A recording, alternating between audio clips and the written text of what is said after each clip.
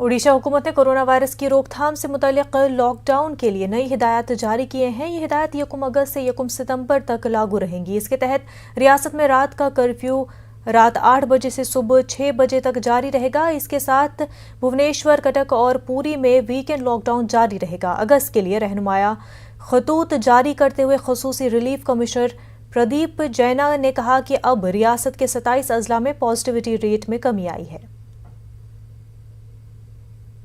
Indian council of medical research की जानिब से किए गए एक सर्वे में बताया गया है कि तेलंगाना में हर 3 में से 2 अफराद उनकी मालूमात के बगैर या जानकारी में कोविड-19 पॉजिटिव हुए।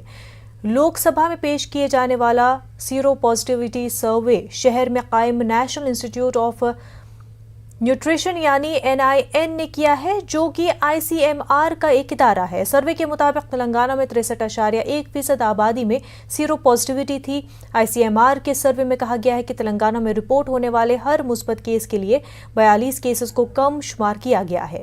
ये मुल्क भर में 33 कम शुमार शुदा केसों के औसत है। ताहम ICMR की रिपोर्ट, जो खालसतन सीरो पॉजिटिविटी पर मबनी है, इस बात की वजाहत नहीं करती है कि केसेस को किस तरह कम शुमार किया गया। वहीं हिंदुस्तान में कोरोना के 41,831 नए मामले दर्ज किए गए हैं। गुज़िश्ता 24 घंटों के दौरान 539 अफराद कोरोना से फौत हुए हैं। इस दौरान 39,258 अफराद कोरोना से सेहतियाब भी हुए हैं। सेहतियाबी की शरह 97.36 दर्ज की गई।